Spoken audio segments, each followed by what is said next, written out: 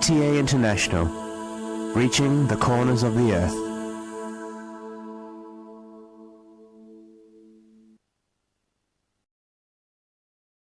اب حضرت مرزا طاہر احمد صاحب خلیفۃ المسیح رابع امام جماعت احمدیہ ایدہ اللہ تعالی بنصر العزیز کا خطبہ جمعہ ہوگا۔ حبیبنا صلی علی محمد صلی علی حبیبنا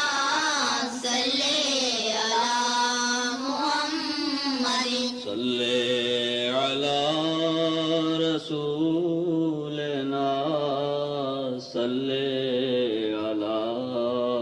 محمد صلی علی رسولنا صلی علی محمد صلی علی محمد صلی علی محمد۔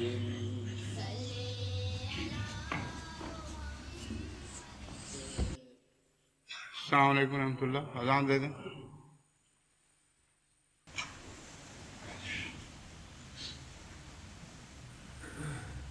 اللہ اکبر اللہ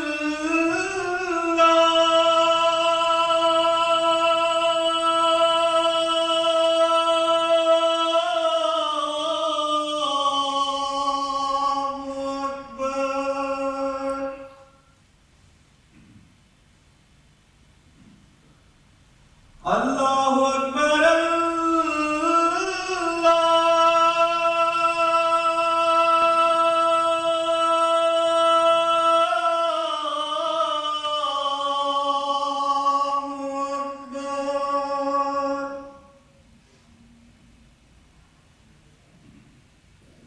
اشہد ان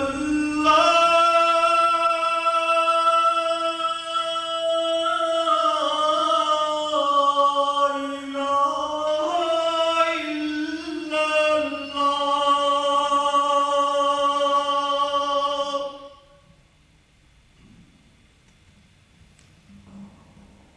اشہد ان لا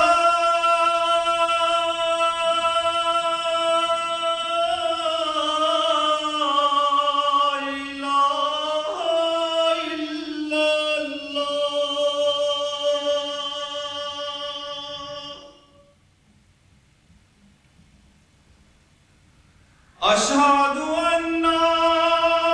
محمد رسول اللہ۔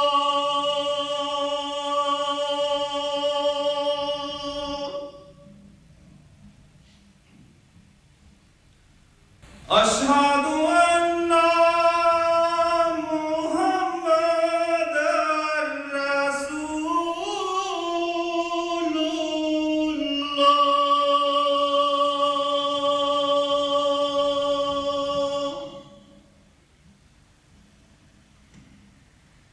حی علی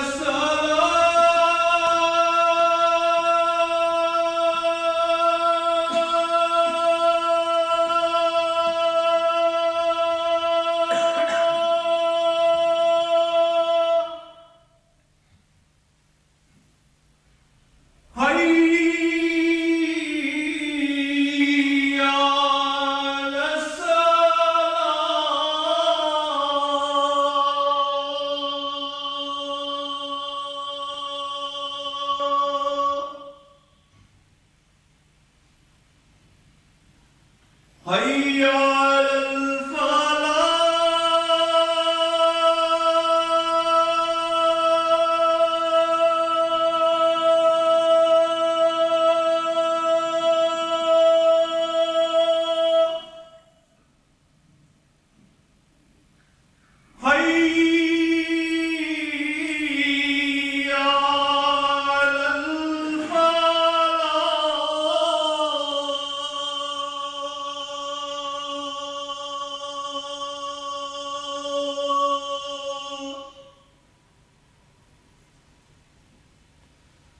اکبر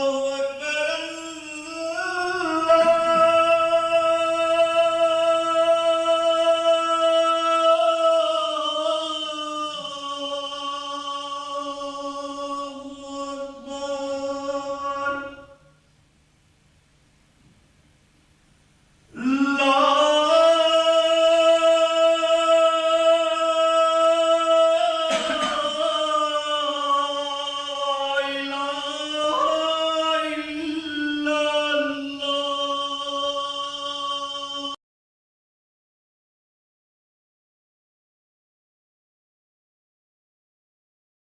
أشهد أن لا إله إلا الله وحده لا شريك له وأشهد أن محمدا عبده ورسوله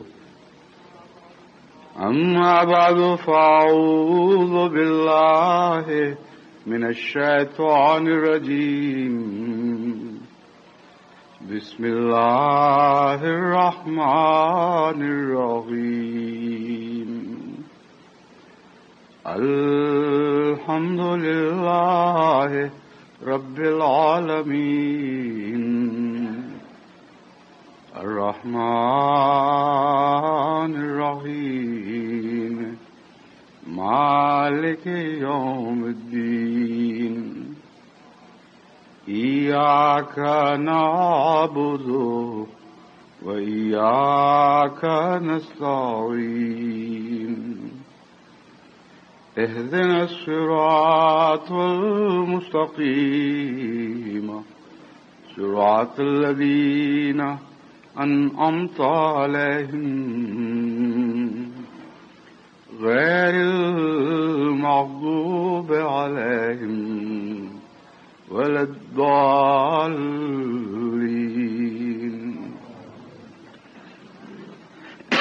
آج جمعۃ المبارک کے دن مجلس انصار اللہ UK کا سالانہ اجتماع منعقد ہو رہا ہے اور اس میں شرکت کے لیے بعض یورپ کی دوسری مجالس کے نمائندگان بھی تشریف لائے ہوئے ہیں. اسی طرح آج ہی ماریشس کی جماعت کا سالانہ جلسہ منعقد ہو رہا ہے اور امیر صاحب ماریشس کا مجھے پرسوں خط ملا ہے جس میں انہوں نے اس خواہش کا اظہار کیا ہے کہ چونکہ آپ کا یہ خطبہ براہ راست ماریشس میں سنا جا رہا ہوگا اس لیے ہمارے اس جلسے کو ملحوظ رکھتے ہوئے چند کلمات ہماری جماعت کو مخاطب کر کے بھی کہیں، اس سے جماعت کی حوصلہ افزائی ہوگی. جہاں تک جماعتی نظام کا تعلق ہے، خدا تعالیٰ کے فضل سے وہ ایک نئے دور میں داخل ہو رہا ہے. اس پہلو سے کہ پاکستان کی جماعتوں سے باہر پہلے وہ نظام جو پاکستان میں یا اس سے پہلے ہندوستان میں رائج تھا وہ تمام دنیا میں اس طرح تفصیل سے رائج نہیں ہوا تھا، بلکہ بالعموم دستور یہی تھا کہ جو مرکزی نمائندہ بطور مربی کسی ملک میں مقرر کیا جائے وہی امیر ہوا کرتا تھا اور دراصل اسی کی وساطت سے مرکز سے ساری جماعت کا رابطہ رہتا تھا یا بعض صورتوں میں عدم رابطہ کا بھی وہی ذمہ دار بنتا تھا. گزشتہ چند سالوں سے اللہ تعالیٰ نے یہ توفیق عطا فرمائی کہ سارے نظام عالم کو ہمگیر کیا جائے اور جماعت احمدیہ دنیا میں جہاں کہیں بھی پائی جائے ایک ہی نظام کی لڑیوں میں منسلک ہو، ایک ہی اسلوب پر چل رہی ہو اور ملک کا فرق نہ رہے. اس کے ساتھ ہی کچھ عرصہ پہلے ایک یہ فیصلہ بھی کیا گیا کہ صدران مجالس مرکزیہ یعنی خدام الاحمدیہ کے صدر اور انصار اللہ کے صدر اور لجنہ کی صدر یہ تمام دنیا کے صدران نہ ہوں بلکہ ہر ملک کا صدر اپنے لحاظ سے اپنے ملک کے لحاظ سے جواب دہ ہو اور وہی آخری ذمہ دار اس ملک میں ہو جس کا تعلق براہ راست خلیفہ وقت سے ہو. اور اس طرح ہر دنیا میں صدارت کا نظام بھی پاکستان کے صدارت کے نظام کے متوازی جاری ہو جائے اور یہ نہ ہو کہ صدارتیں پاکستان کی صدارت کے تابع ان کی وساطت سے خلیفہ وقت سے رابطہ رکھیں. ان دونوں انتظامی تبدیلیوں کے نتیجے میں اللہ تعالیٰ کے فضل سے جماعت میں غیر معمولی بیداری پیدا ہوئی اور نشو و نما کے لحاظ سے ایک ایسے دور میں داخل ہوئی ہے جو خدا تعالیٰ کے فضل سے بہت ہی امید افزا ہے اور بہت تیزی کے ساتھ جماعت کے ہر حصے، ہر شعبے اور ہر طبقہ زندگی میں بیداری پیدا ہو رہی ہے۔ اس کے نتیجے میں ذمہ داریاں بھی بڑھ رہی ہیں اور بعض عمراء پر اور بعض صدران پر اتنا بڑا بوجھ پڑا ہے کہ بعض دفعہ وہ پریشان ہو جاتے ہیں اور بعض دفعہ رہنمائی کے لیے مجھے لکھتے ہیں کہ اللہ تعالیٰ کے فضل سے جماعتی کام اس تیزی سے بڑھ رہے ہیں اور جماعتی معاملات میں دلچسپی لینے والوں کی تعداد اس تیزی سے بڑھ رہی ہے اور پھر نئے نئے پروگرام بھی ملتے چلے جا رہے ہیں، تو کس طرح ہم ان تمام ذمہ داریوں سے عہدہ برا ہو سکیں گے؟ صرف ملکی سطح ہی پر نہیں بلکہ ملک کے اندر مقامی سطح پر بھی بعض احمدیوں پر جب ذمہ داری ڈالی جاتی ہے تو وہ اس ذمہ داری کے تقاضوں کے خیال سے لرزتے ہیں اور بڑے ہی انکسار اور لجاجت سے خط لکھتے ہیں کہ ہم کیسے اس اہم ذمہ داری کو ادا کر سکیں گے۔ تو جہاں بیداری عام ہوتی چلی جا رہی ہے وہیں بیداری کے نتیجے میں پیدا ہونے والی ذمہ داریاں بھی ساتھ بڑھتی چلی جا رہی ہیں۔ اس پہلو سے میں نے سوچا کہ آج دو باتوں کی طرف تمام دنیا کے عمراء کو بھی اور صدران کو بھی اور اسی طرح ان تمام عہدیداران کو متوجہ کروں جن دو باتوں پر نظام جماعت کا انحصار ہے، اور اسی طرح باقی عہدیداران بھی اس نصیحت میں شامل ہیں۔ اگر وہ ان باتوں کو خوب اچھی طرح ذہن نشین کر کے ان سے منسلک ہو جائیں گے، زندگی بھر ان باتوں سے چمٹے رہیں گے، تو انشاءاللہ تعالی ان کے سارے مسائل آسانی سے حل ہوں گے اور جماعت احمدیہ کے نظام کو چلانے کے متعلق کسی قسم کی بے وجہ کی فکر لاحق نہیں ہوگی۔ ایک فکر تو وہ ہوتی ہے جو ہر ذمہ دار آدمی کو ذمہ داری کے ساتھ ہی لاحق ہو جاتی ہے، وہ اس کا تعلق تو اس کی زندگی سے ہے، موت تک یہ فکر اس کو دامنگیر رہتی ہے، اور ایک فکر وہ ہوتی ہے جو بد انتظامی کے نتیجے میں پیدا ہوتی ہے۔ بس میں جس فکر کے دور ہونے کی خوشخبری دیتا ہوں وہ بد انتظامی کے دور ہونے کی فکر سے نجات کی خوشخبری دیتا ہوں، ذمہ داری کے فکر سے نجات کی خوشخبری نہیں، وہ تو ایک بری خبر ہوگی اگر میں دوں۔ تو ہر عہدیدار اللہ تعالیٰ کے فضل کے ساتھ ایک فکر میں تو مبتلا ہے اور زندگی بھر مبتلا رہے گا، اس کا اس فکر میں مبتلا رہنا اس کی زندگی کی علامت ہے، اور اس کے اس فکر کے بڑھنے کی دعا کرنی چاہیے، کم ہونے کی نہیں۔ لیکن جہاں کام کے بوجھ بڑھنے کے نتیجے میں خلا رہ جاتے ہیں اور عہدیداران کی تربیت کی کمی کی وجہ سے پریشانیاں پیدا ہوتی ہیں، وہ فکریں بہرحال دور ہونی چاہیے اور ان کو دور ہونے کے علاج بھی سوچتے رہنا چاہیے اور دعا کرنی چاہیے کہ اللہ تعالیٰ اس قسم کی فکروں سے ہمارے تمام عہدیداران کو آزاد کرے۔ پہلی بات تو اس مثال کے ساتھ آپ کے سامنے رکھتا ہوں جو غالباً پہلے بھی بیان کر چکا ہوں، اور آپ میں سے کئی نے حضرت چودھری ظفر اللہ خان صاحب رضی اللہ عنہ کی کتاب میں پڑھی بھی ہوگی۔ ایک موقع پر ان کی والدہ سے ہندوستان کے وائسرائے نے یہ سوال کیا کہ مجھے بتائیے کہ کیا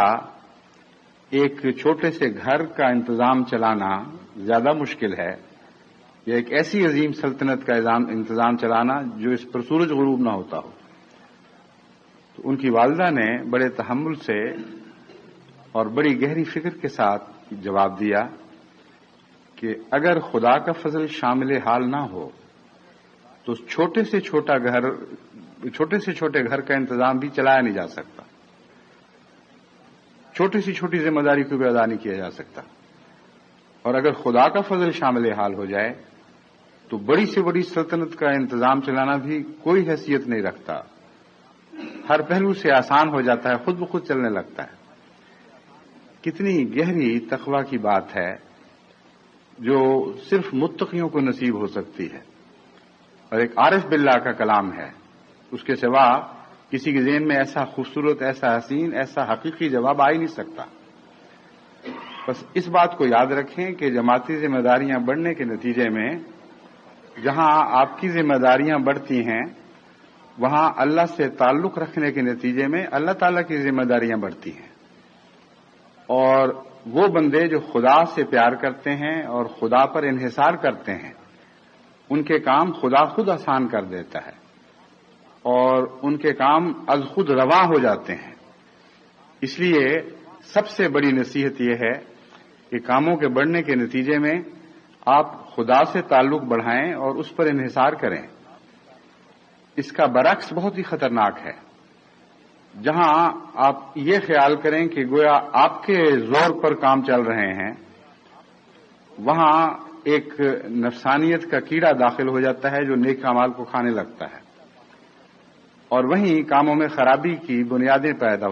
پڑ جاتی ہیں، خرابی کا آغاز شروع ہو جاتا ہے۔ اس لیے وہ لوگ جو خدا ہی پر توکل رکھتے ہیں اور یقین کرتے ہیں کہ سارے کام خدا کے فضلوں سے چلیں گے، وہ ہمیشہ دعاؤں میں مصروف رہتے ہیں، اور اللہ تعالیٰ کے فضل سے ان کے کام بہتر ہوتے چلے جاتے ہیں، اور بہتر ہونے کے نتیجے میں ان کو تکبر کی ٹھوکر نہیں لگتی، بلکہ انکسار بڑھتا ہے، اللہ تعالیٰ پر توکل بڑھتا ہے، اور اللہ تعالیٰ سے محبت بڑھتی ہے۔ اس کے لیے دل میں زیادہ تشکر کے جذبات پیدا ہوتے ہیں، اور اس کے رد عمل کے نتیجے میں پھر خدا تعالیٰ کا یہ وعدہ پورا ہوتا ہے کہ جو بھی میرا شکر گزار بندہ ہوگا اس کو میں مزید دوں گا۔ بس سب سے اہم نقطہ یہی ہے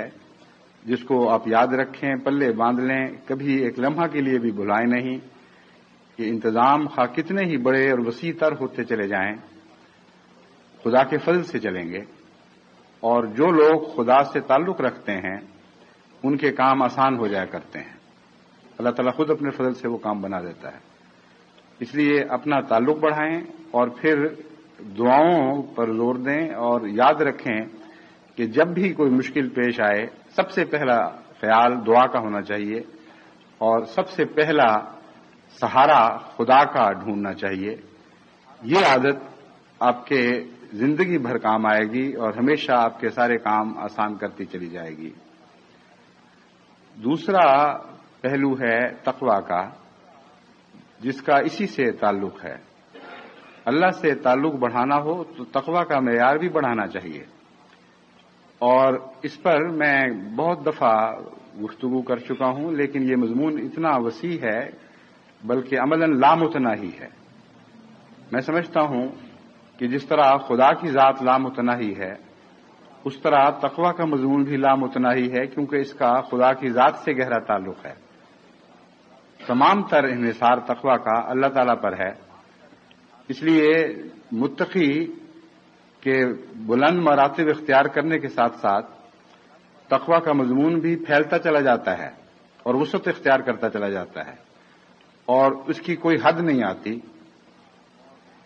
اس پہلو سے خواہ لاکھ خطبات بھی دیے جائیں، یہ مضمون اپنی ذات میں ختم ہونے والا مضمون نہیں۔ آج میں اس پہلو سے امیروں کو اور دیگر عہدیداران کو، صدران مجالس ہوں یا دیگر عہدیدار ہوں، ان کو اس طرف متوجہ کرنا چاہتا ہوں کہ وہ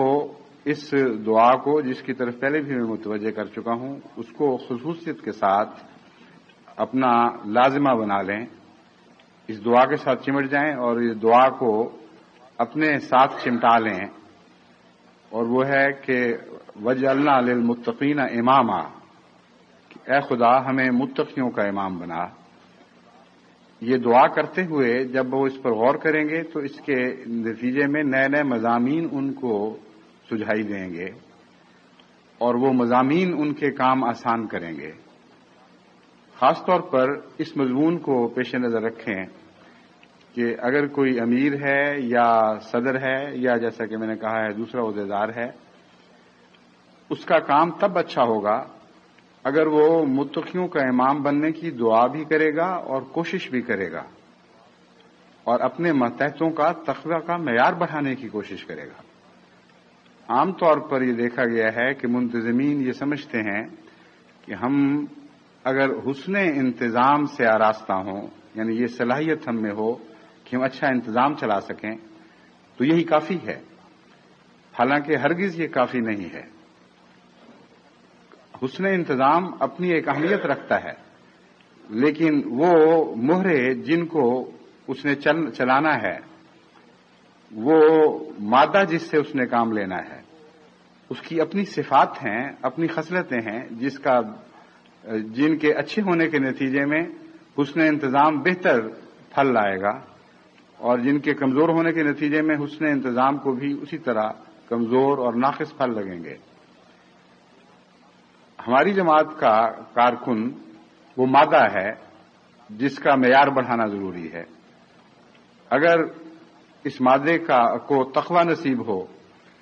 تو اس کے اندر نئی صفات ابھریں گی، نئی خصوصیات پیدا ہوں گی، اور ایک اچھا منتظم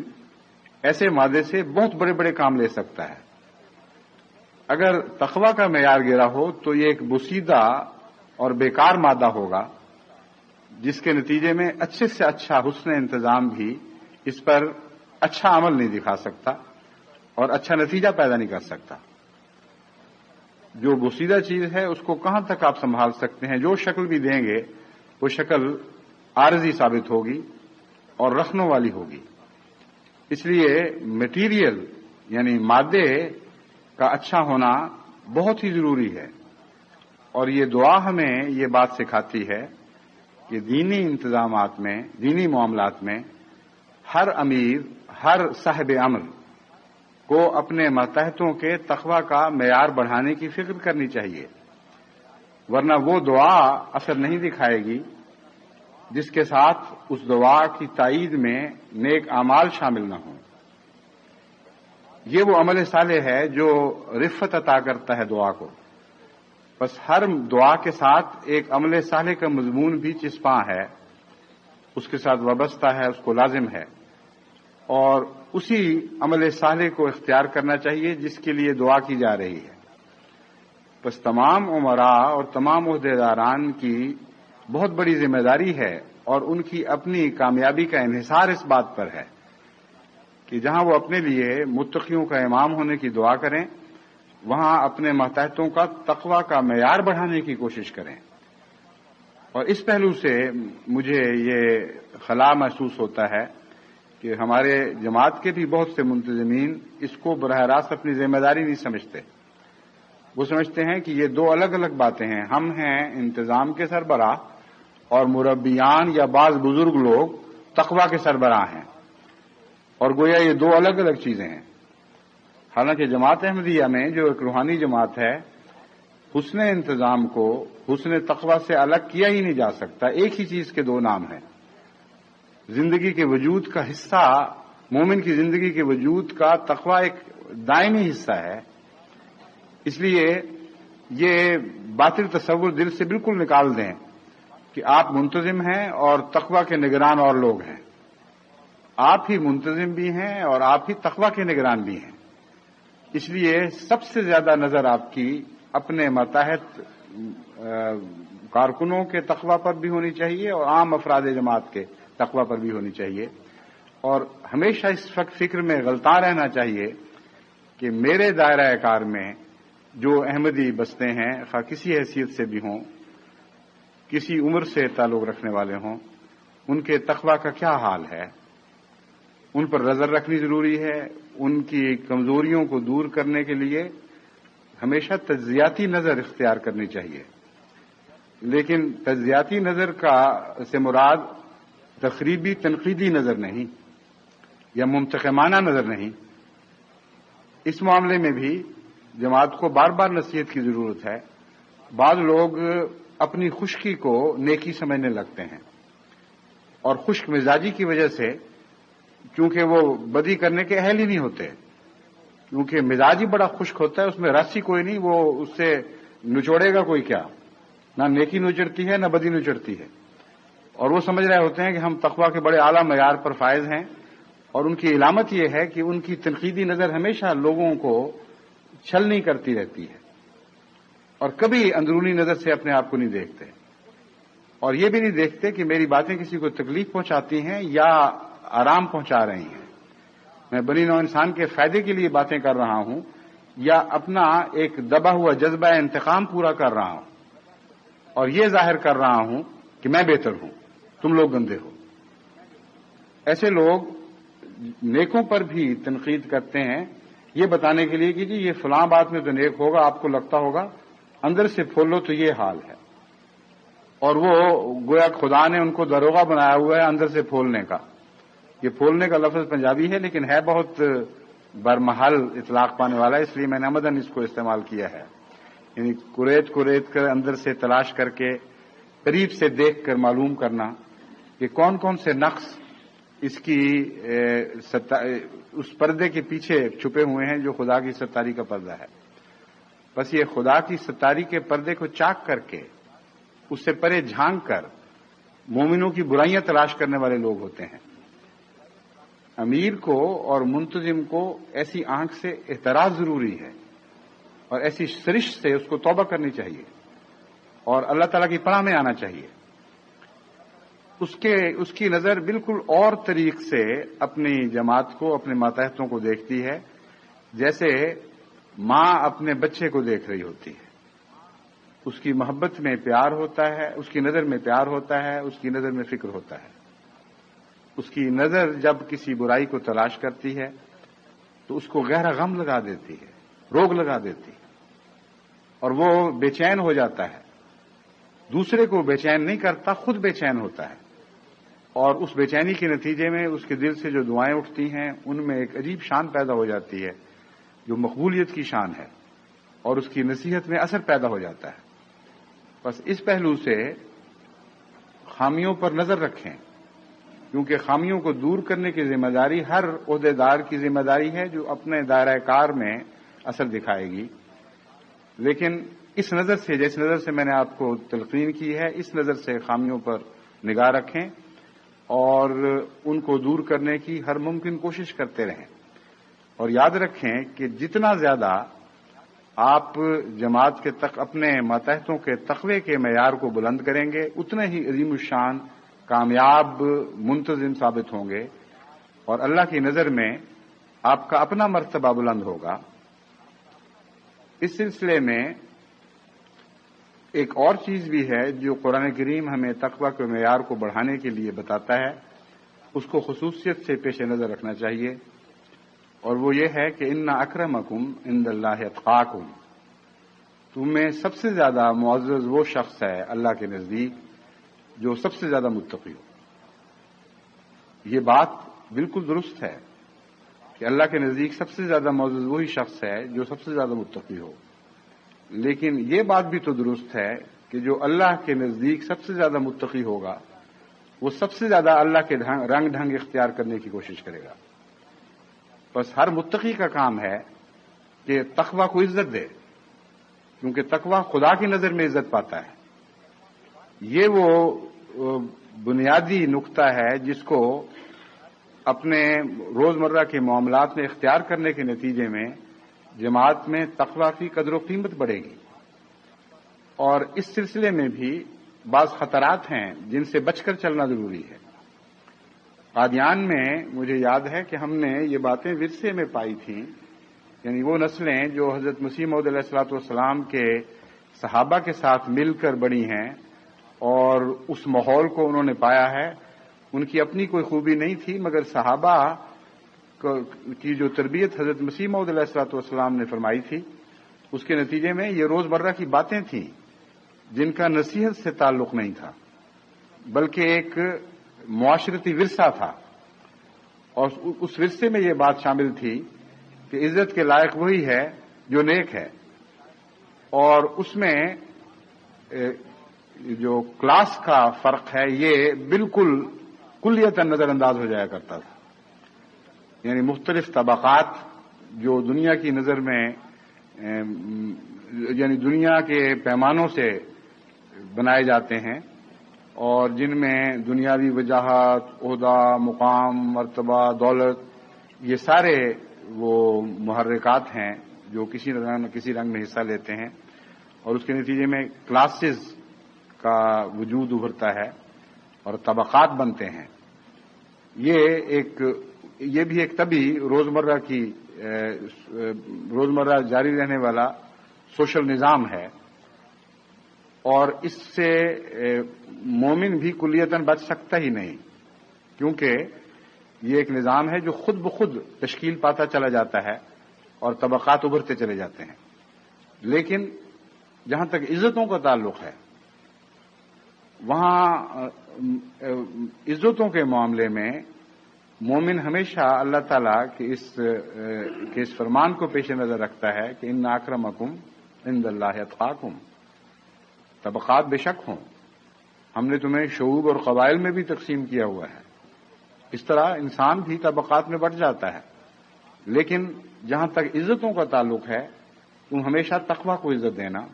کیونکہ خدا تقویٰ کو عزت دیتا ہے۔ اس اصول کو ہم نے قادیان میں اس زمانے میں کار فرما دیکھا جس کا میں نے ذکر کیا تھا، اور یہ میں بتانا چاہتا تھا کہ اس کا نصیحتوں سے تعلق نہیں تھا، یہ ایک حضرت مسیح موعود علیہ الصلوۃ والسلام کا اخلاقی تربیتی ورثہ تھا جو ان نسلوں نے پایا تھا۔ اس ورثے کو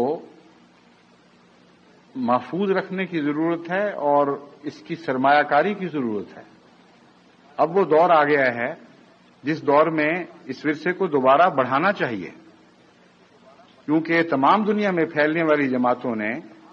از خود یہ ورثہ اپنے آباء و اجداد سے نہیں پایا، اس لیے میں نے لفظ سرمایہ کاری استعمال کیا۔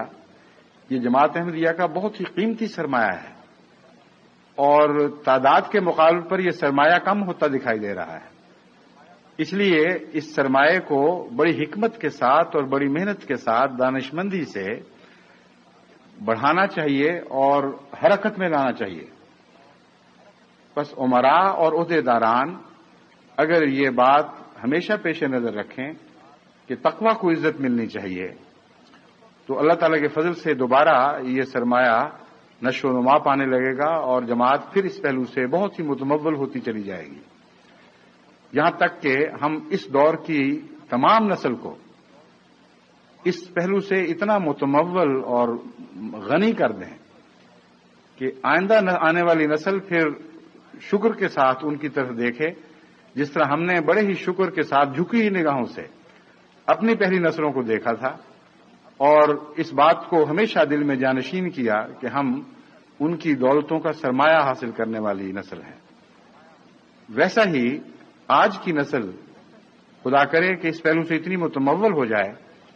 کہ وہ آئندہ آنے والی تمام نسلوں کو جو ساری دنیا میں کہیں بھی ہوں ان کو یہ سرمایہ عطا کرنے والی نسل بنے اور یہ سرمایہ ان کے ہاتھوں میں چھوڑ کر جانے والی نسل بنے۔ اس پہلو سے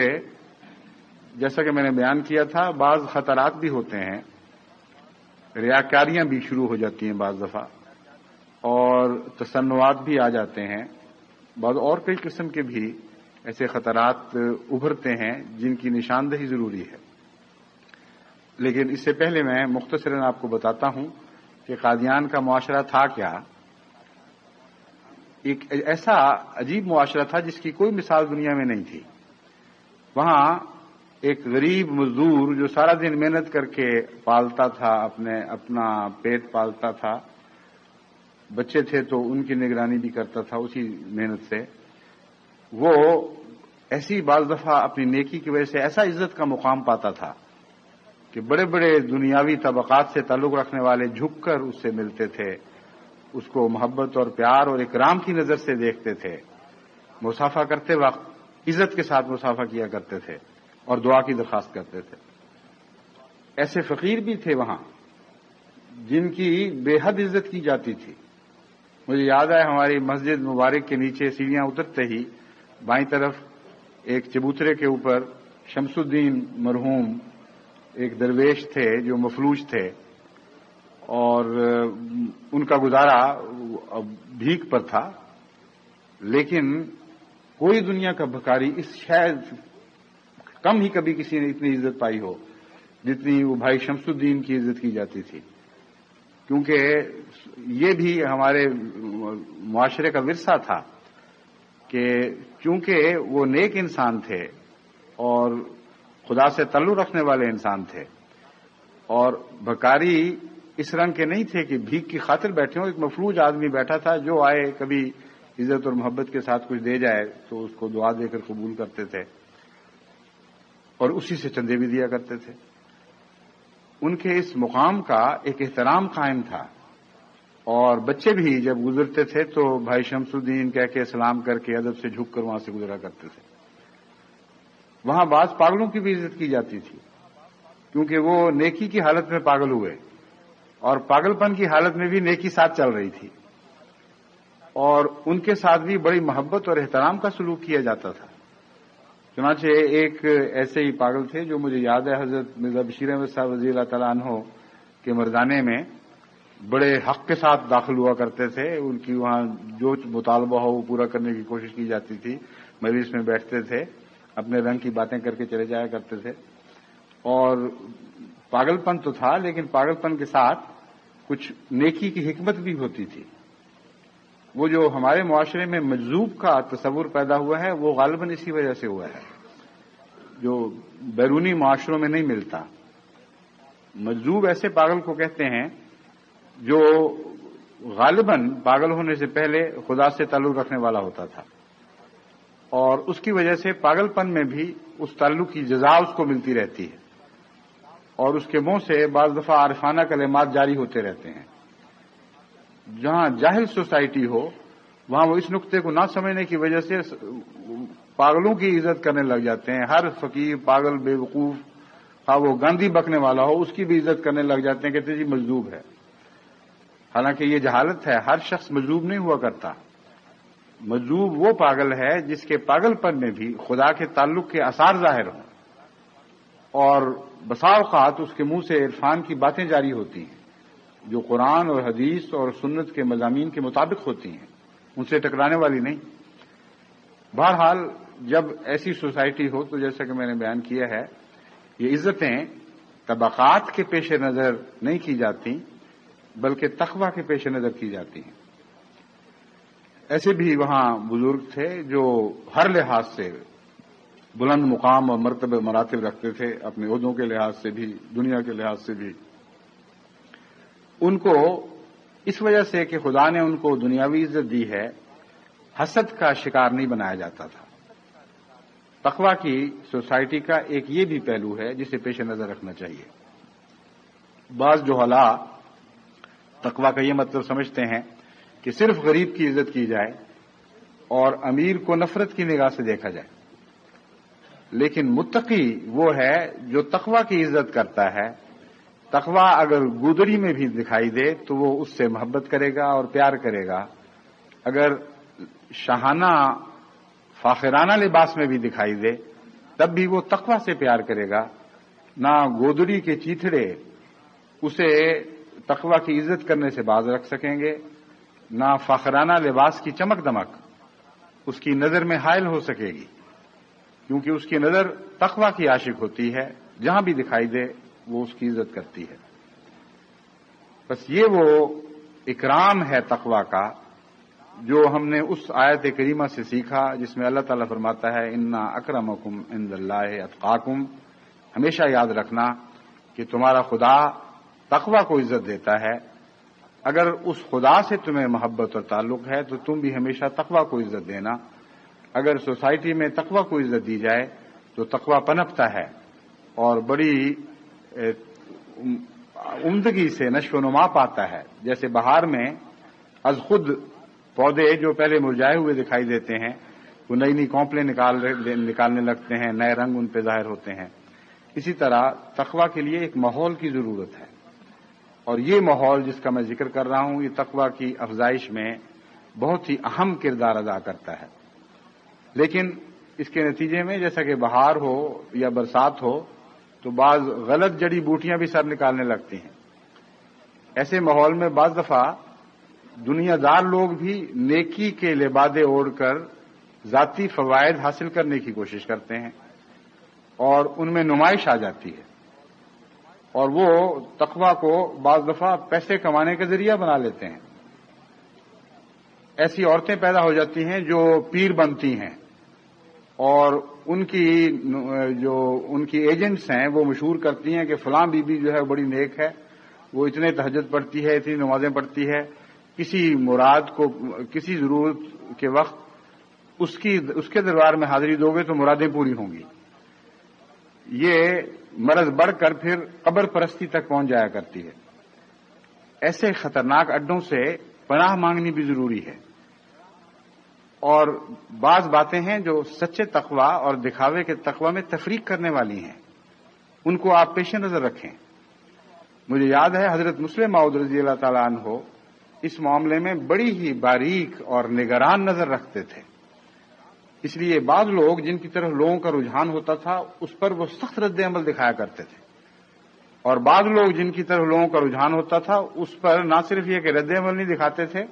بلکہ خود بھی ان کو دعاؤں کے لیے لکھتے تھے. حضرت مولوی غلام رسول صاحب راجے کی، حضرت مولوی شیر علی صاحب، حضرت مولوی سرور شاہ صاحب، اسی قسم کے اور کثرت سے بزرگ تھے. حضرت مفتی محمد صادق صاحب، جن کو حضرت مسلم موعود ہر موقع پر دعا کے لیے لکھا کرتے تھے اور محبت اور احترام سے پیش آتے تھے، اور جہاں تک توفیق ملتی تھی ان کی خدمت بھی کیا کرتے تھے. یعنی عام خدمتوں کے علاوہ بھی ان سے محبت اور ہدیے دینے کا تعلق بھی رکھتے تھے. لیکن بعض لوگ جو نیکی کے نام پر سر اٹھاتے تھے ان پر وہ اس طرح برستے تھے جس طرح آسمان سے بجلی کڑک کے ٹوٹتی ہے، اور بڑے سخت ان کے بارے میں پریشان ہو جاتے تھے. اس کی وجہ یہ تھی کہ آپ کی آنکھ اللہ کے نور سے دیکھتی تھی اور آپ جانتے تھے کہ کہاں فتنہ پیدا کرنے والی نیکی ہے جو بظاہر نیکی ہے لیکن حقیقت میں تقوی سے آ رہی ہے، اور کہاں سچا تقوی ہے. اس کی ایک اور پہچان بھی ہے جو عام نظر سے بھی سامنے آ جاتی ہے، اور وہ یہ ہے کہ قرآن کریم فرماتا ہے مما رزقناہم ینفقون. خدا سے تعلق رکھنے والے جو متقی ہیں، تقوی کی تعریف ہی ہو رہی ہے، وہ کیا ہے؟ فرمایا متقی وہ لوگ ہیں جو خدا جو ان کو دیتا ہے وہ خدا کی راہ میں آگے جاری کرتے ہیں. بس وہ بزرگ جن کا میں نے ذکر کیا جو سچے بزرگ تھے، جو حضرت مسیح موعود علیہ الصلوۃ والسلام کے پروردہ تھے، ان کو ایک ہاتھ سے ملتا تھا تو وہ دوسرے ہاتھ سے لوگوں پر خرچ کیا کرتے تھے. ایک ہاتھ سے ملتا تھا تو دوسرے ہاتھ سے وہ جماعت پر خرچ کیا کرتے تھے، اور ضرورت مند کی ضرورت پورا کرنے پر نگران اور مستعد رہا کرتے تھے. اور یہ وہ بات تھی جو ان کو عام لوگوں سے جو بٹورنے کی خاطر، لوگوں کی دولتیں بٹورنے کی خاطر بزرگ بنتے ہیں، ان سے ممتاز اور الگ کر دیا کرتی تھی. یہ جو نیک بیبیوں کے اڈے بعض دفعہ بن جاتے ہیں، اور غیر احمدیوں میں تو کثرت سے یہ رواج ہے، ان میں بھی آپ یہ بات دیکھیں گے کہ یہ نیک بیبیاں چندوں میں پیچھے ہوں گی بلکہ شاید نہ ہی دیتی ہوں، اور غریبوں پر خرچ کرنے والی نہیں ہوں گی بلکہ اپنے تقوی کا ڈھنڈورا پیٹ کر اپنا ایک بلند مقام بنا کر گدی بنانے کی کوشش کرتی ہیں. اور ایسے نیک مرد بھی ہوتے ہیں، یعنی بظاہر نیک مرد، اور پھر بعضوں کے ملے جلے حالات بھی ہوتے ہیں. اللہ بہتر جانتا ہے کہ کیا حال ہے. کچھ خرچ کرنے والے بھی ہیں لیکن بعض دفعہ ریاکاری ان کو نقصان پہنچا رہی ہوتی ہے. نیک بننے کا شوق اس طرح ظاہر ہوتا ہے کہ جب کوئی ان سے جھک کر سلام کرتا ہے، ان کے ہاتھوں کو بوسہ دیتا ہے، تو وہ سمجھتے ہیں کہ یہ ہمارا حق ہے، اور بڑے مزے سے ہاتھوں کو لمبا کر کے اس پہ بوسے وصول کرتے ہیں. اور متقی وہ ہے جو شرم سے غرق ہو جاتا ہے اور وہ سمجھتا ہے کہ میرا کوئی حق نہیں ہے. اگر اس شخص کی میری بدیوں پر نظر ڈالے تو متنفر ہو کر میری طرف پیٹ پھیر کر مجھے پیٹ دکھا کر چلا جائے.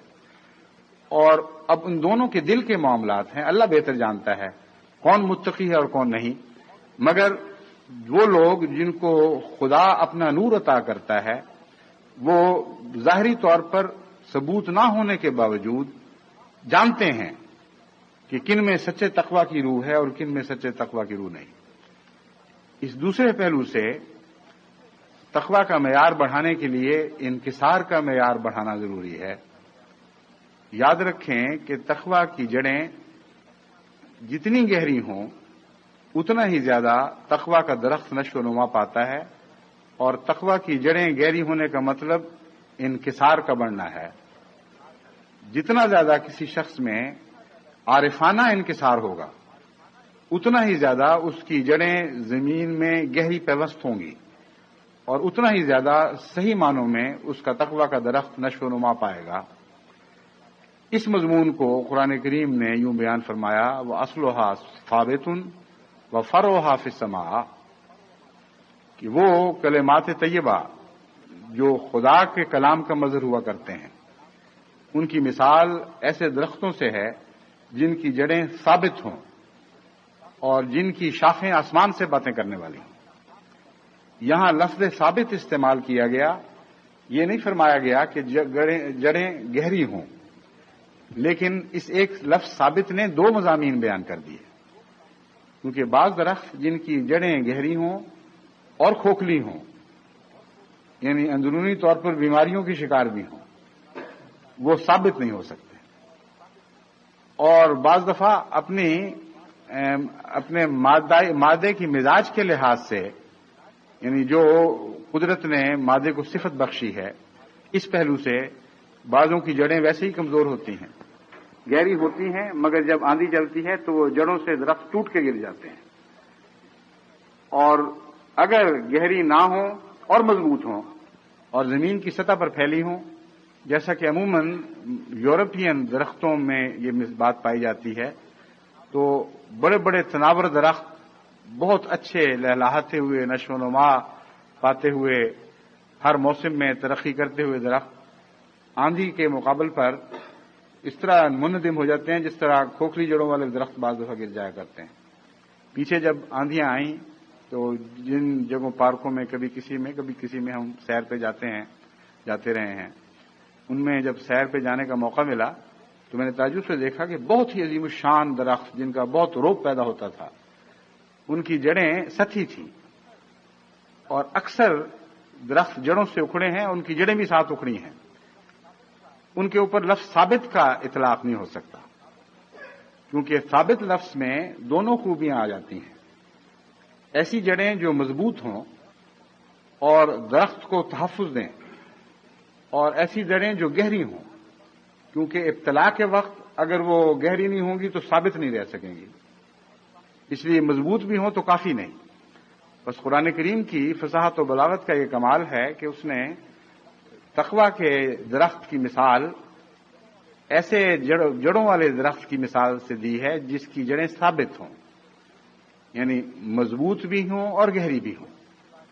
اور کوئی ابتلا کی آندھی انہیں ہلا نہ سکے، اور ہر حال میں نشو و نما پانے والے ہوں۔ جتنی جڑیں ان کی ثابت ہوں گی، یعنی مضبوط اور گہری ہوں گی، اتنا ہی ان کا تقویٰ مضبوط ہوگا۔ دراصل یہ تقویٰ کی تعریف ہے، یعنی انکساری وہ جو حقیقی اور عارفانہ انکساری ہے، اور چھپی ہوئی نیکیاں وہ جو جراثیم کے اثر سے پاک ہیں، اور ان کے نتیجے میں ان کے درخت وجود کو ایک مضبوطی اور طاقت ملتی ہے۔ یہ تقویٰ کی بہترین مثال دی گئی ہے۔ جتنی نیکیاں ان کی چھپی ہوئی ہیں، اتنا ہی ان کے درخت کو اللہ تعالیٰ رفتیں عطا کرتا ہے۔ جتنی ان کی نیکیاں صحت مند ہیں، اتنا ہی وہ آزمائشوں کے مقابل پر ثابت قدم ہونے کی استطاعت رکھتے ہیں اور طاقت پاتے ہیں۔ ایسے درختوں کو اللہ تعالیٰ فرماتا ہے کہ ہر حال میں پھل لگتے رہتے ہیں، اور ان کے پھل دائمی ہوتے ہیں، آسمان سے ان کو پھل ملتے ہیں، لیکن جڑیں ان کے انکسار کی وجہ سے چھپی ہوئی ہوتی ہیں اور گہری زمین کے اندر داخل ہو جاتی ہیں، اور ان کی گہرائی کا تناسب ان کی بلندی کے ساتھ ہے۔ ثابت و فرع فی السماء، یہ دو متقابل تصویریں ہیں جن کا ایک دوسرے سے گہرا تعلق ہے۔ جتنی ثابت ہوں گی، جتنی مضبوط اور گہری ہوں گی، اتنا ہی درخت بلند تر ہوتا چلا جائے گا۔ بس اس پہلو سے ان صفات کو پرورش دینے کی ضرورت ہے، ان صفات کی پرورش کرنے کی ضرورت ہے، یعنی جس طرح ماں پرورش کرتی ہے بچوں کی، جس طرح ایک زمیندار اپنے درختوں کی پرورش کرتا ہے اور ہر ایسا ذریعہ استعمال کرتا ہے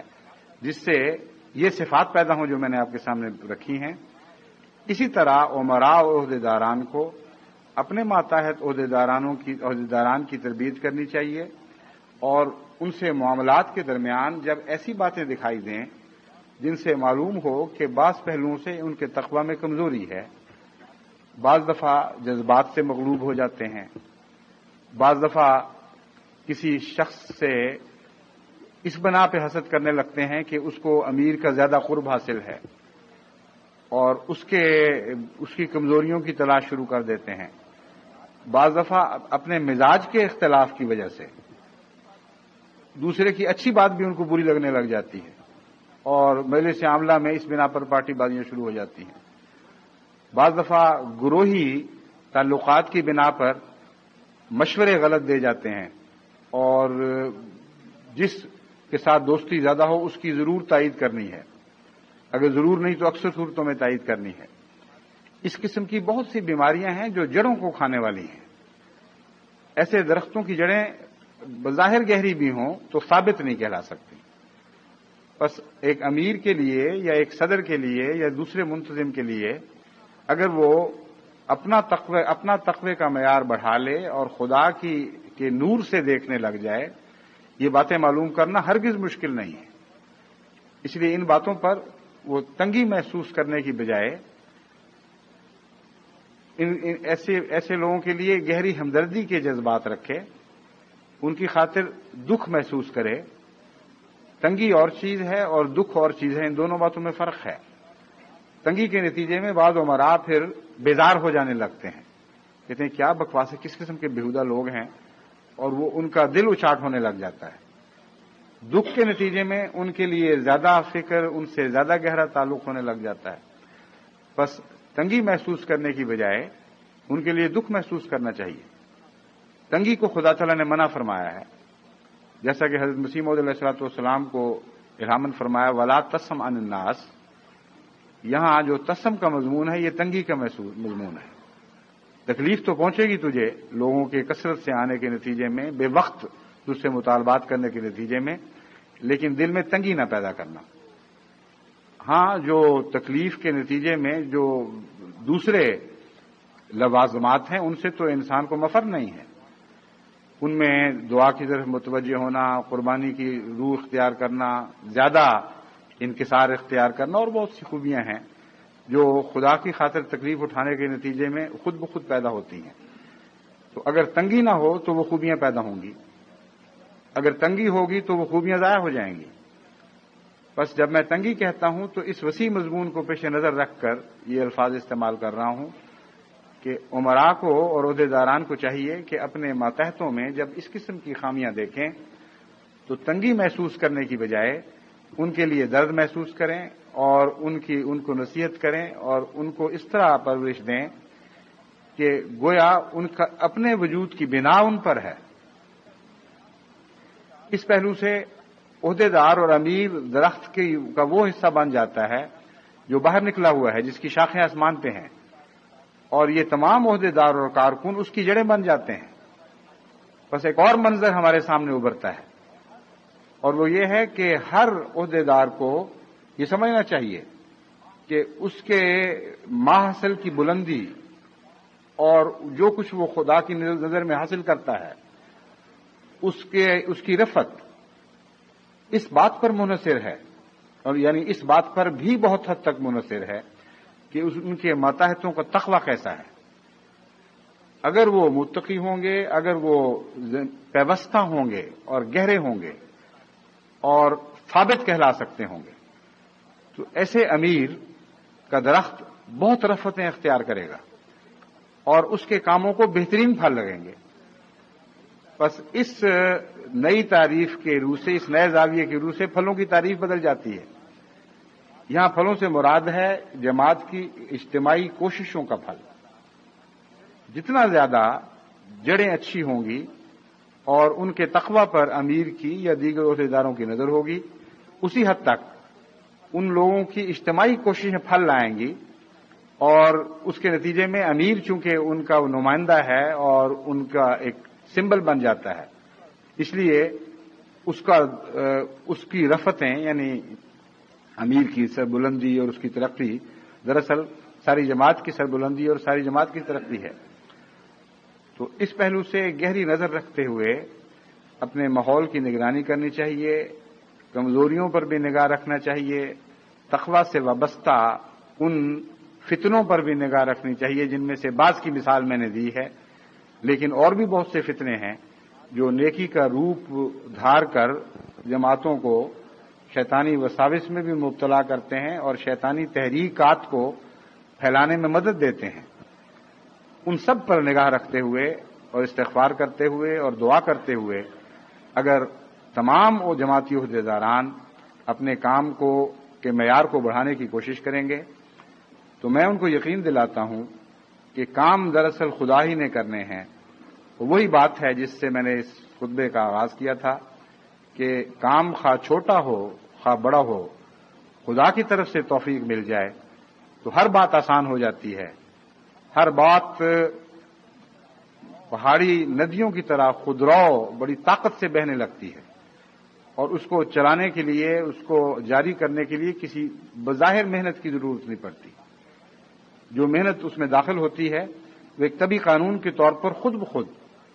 اس کام کو آگے بڑھانے میں جذب ہو جاتی ہے، اور دیکھنے والا یہی محسوس کرتا ہے کہ خود بہنے والی ایک طاقتور پہاڑی ندی ہے۔ لیکن ان دو باتوں پر اس کا انحصار ہے جو میں نے بیان کی ہیں۔ اللہ سے اپنے تقوی کا معیار بڑھاتے ہوئے انحصار خدا پر کریں اور دعاؤں پر زور دیں اور دعاؤں پر اپنے سب کاموں کی بنا کریں، اور پھر اپنے ماتحتوں کے تقوی کو بڑھائیں اور ہمیشہ کوشش کرتے رہیں۔ اللہ تعالیٰ اگر ہمیں اس کی توفیق عطا فرمائے تو میں یقین دلاتا ہوں کہ ہمارے کام آج جس رفتار سے چل رہے ہیں ان سے سینکڑوں زیادہ گنا رفتار سے اور زیادہ قوت کے ساتھ اور شان کے ساتھ آگے بڑھنا شروع ہوں گے، اور آئندہ نسلوں کو جو ہم ورثے میں تقوی دیں گے اس کی جزا ہمیشہ ہمیں نصیب ہوتی رہے گی۔ اللہ تعالیٰ ہمیں اس کی توفیق عطا فرمائے۔ اب اختتام پر میں اپنے ایک بہت ہی پیارے بھائی صاحبزادہ مرزا منور احمد صاحب کی وفات کا اعلان کرتے ہوئے یہ بتاتا ہوں کہ نماز جمعہ کے بعد ان کی نماز جنازہ غائب ہوگی، اور ان کے ساتھ ہی ہمارے اور بھی بہت سے ایسے دوست ہیں جو دنیا سے رخصت ہوئے، جن کے اپنے مقامات اور ایسے مراتب تھے جو بعض صورتوں میں دکھائی دیتے ہیں، بعض صورتوں میں جیسا کہ میں نے بیان کیا ہے نظر سے مخفی بھی رہتے ہیں۔ تو ان سب کو اپنی دعاؤں میں اس جنازے میں شامل کریں۔ ایک اور دوست جن کا ان کی سب کا نام تو پڑھ کر سنا دیا گیا ہے، ان میں سے دو کا ذکر میں خصوصیت سے کرنا چاہتا ہوں۔ ایک ہمارے چودھری فتح محمد صاحب نائب امیر جماعت لاہور، ان کی وفات کی بھی کل اطلاع ملی ہے۔ یہ بھی بہت مخلص، فدائی اور بے لوث خدمت کرنے والے اور ہر قسم کی ریاکاری سے کلیتاً پاک، صاف گو صاف دل انسان تھے، اور بہت ہی انہوں نے امیر جماعت لاہور کے لیے ان کے کام آسان کیے، اور ان کے دست راست کے طور پر، ایسا دست راست جو مخفی طور پر چلتا رہا، بہت ہی ان کے بوجھوں کو اٹھایا اور ان کی مدد کی۔ ان کا خاندان آپ جانتے ہیں، چودھری فتح محمد صاحب رضی اللہ تعالیٰ عنہ کا خاندان ہے، یہ شاید آپ نہ بھی جانتے ہوں۔ ان کا یہ ہم نام بھی تھے اور کئی پہلوؤں سے ان کی خوبیوں کے بھی مالک تھے۔ بس ایسے لوگ جو اب رخصت ہوئے ہیں، اللہ تعالیٰ ان سب کو اس دنیا میں ان کی نیکیوں کی جزا دے جو اس دنیا میں ان کو توفیق ملی، اور ان کی اگر کمزوریاں رہ گئی تھیں تو اللہ ان کی پردہ پوشی فرمائے، اور آئندہ نسلوں کو ان کمزوریوں سے بچائے اور ان کی خوبیاں ان میں جاری فرمائے۔ برادر مرزا منور احمد صاحب کا خط ان کے وصال کے بعد ملا ہے، یعنی جس دن وصال کی طرح ملی اسی دن ان کا خط ملا، جس میں انہوں نے ایک خواب لکھی ہے جو شاید پہلے ملتی تو مجھے سمجھ نہ آتی کہ اس کا کیا مفہوم ہے، لیکن عین اس وقت ملی جب کہ اس کا مفہوم ظاہر ہو چکا تھا۔ وہ لکھتے ہیں، کل خواب میں دیکھا کہ غالباً نماز تراویح پڑھا رہا ہوں اور تمام قرآن کریم اس وقت پڑھ کر ختم کیا ہے۔ اللہ تعالیٰ میرا انجام بخیر فرمائے۔ اس رویا سے معلوم ہوتا ہے کہ ان کو محسوس ہو گیا تھا کہ وقت قریب آ رہا ہے، اور خدا کے فضل سے خوشخبری بھی ملی ہے کہ انجام بخیر ہے، کیونکہ جس رنگ میں انجام کی خبر دی گئی بہت ہی پیارا رنگ ہے۔ انہوں نے کبھی ساری عمر تراویح نہیں پڑھائیں، اور نہ ہی کبھی ایسی خواب پہلے دیکھی ہوگی، میرے علم میں تو کبھی نہیں۔ بس وفات سے کچھ عرصہ پہلے رویا میں اس قسم کا انجام دکھایا جانا بہت ہی مبارک انجام ہے۔ جس دن ان کی وفات ہوئی ہے اس سے 2 رات پہلے یہاں دو مختلف لوگوں نے خوابیں دیکھیں، وہ بھی ایسا رنگ پیش کرتی ہیں کہ اس وقت اگر وفات سے پہلے بتائی جاتی تو سمجھ نہ آتی کہ کیا بات ہے، لیکن دونوں خوابیں ایک ہی رات دکھائی گئیں اور دراصل ایک ہی منظر کے دو پہلو ہیں، اور وفات کے بعد پھر وہ بالکل صاف دکھائی دیتا ہے کہ کیا مطلب تھا۔ ایک ہماری خاتون جو خدا کے فضل سے کئی دفعہ بہت ہی اچھی سچی خوابیں دیکھنے والی ہیں، انہوں نے عزیزہ مرزا مبشر احمد کو جو بھائی منور کے صاحبزادے ہیں ان کو دیکھا کہ بہت مغموم دکھائی دے رہے ہیں، اور اسی رات میری اہلیہ نے خواب میں نواب محمد احمد خان صاحب مرحوم کو، جو ان کی بیگم کے بھائی اور حضرت نواب محمد علی خان صاحب اور سیدہ مبارکہ بیگم صاحبہ کے بڑے صاحبزادے تھے، ان کو دیکھا کہ بہت ہی خوش کسی کا انتظار کر رہے ہیں۔ تو یہ دونوں خوابیں اب اکٹھی ہوں تو پھر صاف نظر آ جاتا ہے کہ کیا مراد ہے۔ مبشر کا مغموم ہونا وہ رخصت کے نتیجے میں ہے، اور ان کی بیگم کے بھائی کا خوش ہونا ان کی آمد کے انتظار میں ہے۔ تو اس طرح اللہ تعالیٰ جماعت کو اپنے وجود کے رنگ دکھاتا رہتا ہے اور اپنے قرب کے آثار ظاہر کرتا رہتا ہے۔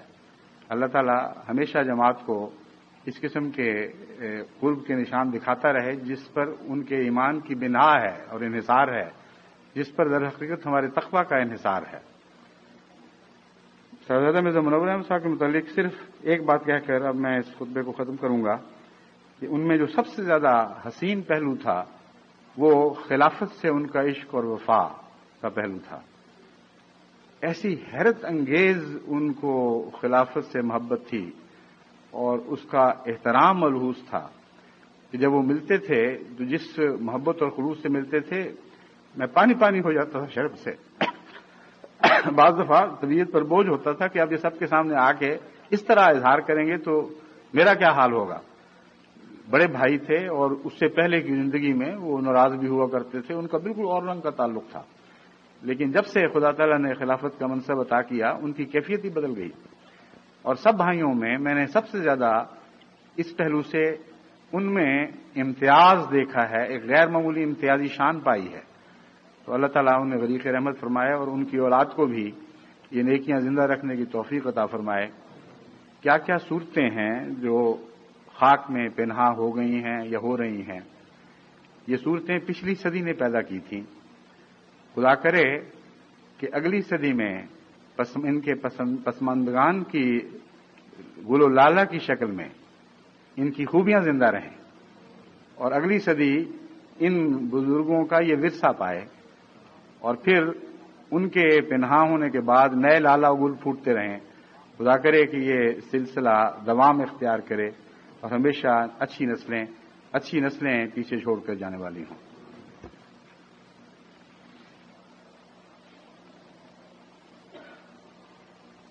الحمد لله نحمده ونستعينه ونستغفره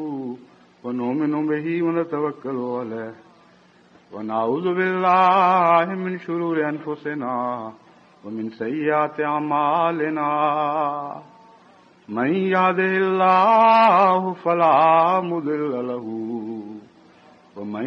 يضلله فلا هادي له ونشهد أن لا إله إلا الله وحده لا شريك له ونشهد أن محمدا عبده ورسوله۔ ایک اور دوست کا میں ذکر کرنا چاہتا تھا، جو میں نے کہا تھا 3 کا میں کروں گا، وہ بھول گیا۔ وہ جماعت انگلستان کے ایک انگریز نو مسلم ہیں، مسٹر بل ہیجز۔ یہ ہارٹلے پول کے رہنے والے تھے اور معمر بزرگ تھے، جن کی بیگم نے سب سے پہلے بیعت کی، اور بہت ہی نیک خاتون ہیں،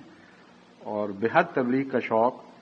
اور ان کی تبلیغ کے نتیجے میں پھر یہ ان کا بیٹا بھی احمدی ہوا، ان کے والد بھی خاوند بھی ہوئے، ان کی بہویں بھی ہوئیں،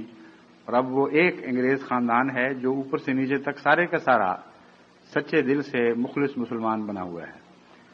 اللہ تعالیٰ کثرت سے جماعت احمدیہ کو ایسے اور خاندان عطا کرے۔ بعض اور بھی ہیں پہلے کے، میں ایک کہنا غلطی ہے کیونکہ میرے ذہن میں فوراً بعض اور خاندان بھی آئے ہیں جو مکمل خدا کے فضل سے مخلص احمدی ہیں۔ تو انگلستان کے معاشرے کو اسلامی معاشرے میں تبدیل کرنے کے لیے یہ جہلانہ احتجاج کام نہیں آئیں گے، جس طرح آج کل لوگ بعض ایشیائی مسلمان کر رہے ہیں کہ گلیوں میں نکل کر اپنے معاشرے کے حقوق کا مطالبے کر رہے ہیں۔ ان لوگوں کے اندر پاک تبدیلیاں پیدا کرنی ضروری ہے، ان کے خاندانوں کو اسلامی معاشرے کا رنگ دے کر ان کے سامنے مثال کے طور پر رکھنا ضروری ہے۔ تو ان کے یہ بھی بہت، جیسے کہ میں نے بیان کیا، صاف دل، سیدھے سادے، بہت ہی نیک انسان تھے۔ ان کے لیے ان کو بھی نماز جنازہ میں یاد رکھیں، دعاؤں میں خاص طور پر، کیونکہ آپ کی انگلستان کی جماعت سے تعلق رکھتے ہیں، اور اس ضمن میں یاد رکھیں کہ جب بھی کوئی نیک آدمی فوت ہو، اس کے ساتھ اس کے پسماندگان کے علاوہ اس کی نیکیوں کے مزید نشو و نما پانے کے لیے بھی دعا کرنی چاہیے،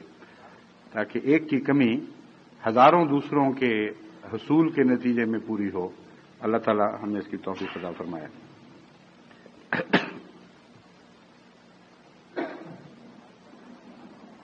آج چونکہ انصار اللہ کا اجتماع ہے اور بہت سے مہمان آئے ہوئے ہیں جنہوں نے پھر یہاں سے اسلام آباد بھی جانا ہے، اس لیے نماز جمعہ کے بعد عصر بھی ساتھ ہی پڑھی جائے گی، یعنی نماز جمعہ کے ساتھ عصر جمع ہوگی۔ عباد اللہ رحمکم اللہ،